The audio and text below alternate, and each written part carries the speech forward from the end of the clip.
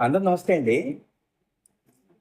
పవన్ కళ్యాణ్ గారు రాజకీయాల గేమ్ చేంజర్‌గా మారినా కూడా, ఆయన ఒక పేరంటూ పెట్టేశారు.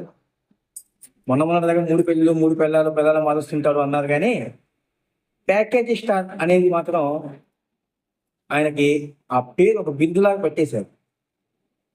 ప్రతి ఒక్కళ్ళు కూడా ప్యాకేజీ స్టార్‌లుగానే ఆయన్ని వర్ణిస్తున్నారు. రీసెంట్‌గా ప్రముఖ జర్నలిస్ట్ ప్రొఫెసర్ నాగేశ్వరరావు గారు. ఆయన గురించి మనం మాట్లాడకూడదు అసలు. చాలా గొప్ప జర్నలిస్ట్ ఆయన. అసలు మన స్థాయి కూడా సరిపోదండి నేను మాట్లాడడానికి. అంత గొప్ప జర్నలిస్ట్ ఆయన ప్రొఫెసర్ నాగేశ్వరరావు గారు. ఆయన కూడా పవన్ కళ్యాణ్ గారి గురించి ప్యాకేజీ స్టార్ అనేది ఆయన పదం వాడారు. ప్యాకేజీ స్టార్ ఎందుకు అవుతాడండి ఆయన? ఆయన ఏమన్నా ప్రశాంత్ కిషోర్ లాగా ప్యాకేజీ తీసుకొని పార్టీని గెలిపిందో పిచ్చి పిచ్చి ఐడియాలు ఇచ్చాడా? లేదంటే ప్యాకేజ్ తీసుకొని పోటీ చేయకుండా సైలెంట్ అయ్యాడా? ఆయన పొత్తులో ఉన్నాడు.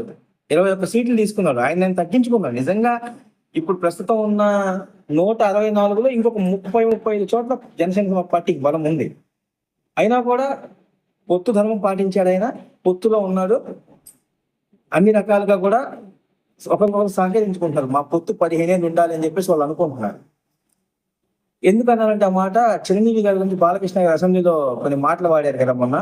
అదంతా అది నాన్ సెన్స్. అందుకే వీడియో చేయలేదు మనం. అది నాన్ సెన్స్ మాటలు అవన్నీ. వాళ్ళు అనుకున్నారు ఏదో అయిపోయింది, ఫ్యాన్స్ మాత్రం హడావిడి చేశారు. నాన్ సెన్స్ అదంతా. దాని గురించి అన్నాడు అనమాట. ఏ మాట రెస్పాండ్ ఎందుకు రెస్పాండ్ అవుతారండి? ఇతను పొత్తులో ఉన్నారండి. పొత్తులో ఉన్నారు కాబట్టి వాళ్ళు సమన్వయం చేసుకున్నారు. పవన్ కళ్యాణ్ గారిని పరామర్శించాలి, ఆయనకు బాలేదు అని చెప్పేసి చంద్రబాబు నాయుడు గారు ఆల్రెడీ వాళ్ళ ఇంటికి వెళ్ళారు కదా. సో అక్కడే ఆ మాటలన్నీ అయిపోయినాయండి.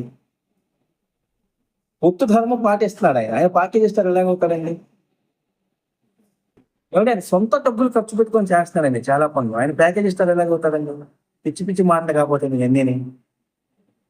సోషల్ మీడియాలో కూడా కొన్ని ఇలాంటి మాటలని ఆపేయాలి. ఇలాంటి మాటలు అసలు మాట్లాడకూడదు. ప్యాకేజ్ ఇస్తారు అది ఇది అనుకోండి.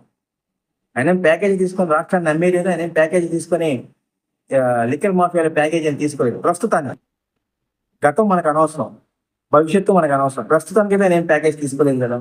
గతంలో తీసుకుంటాం. Thank you.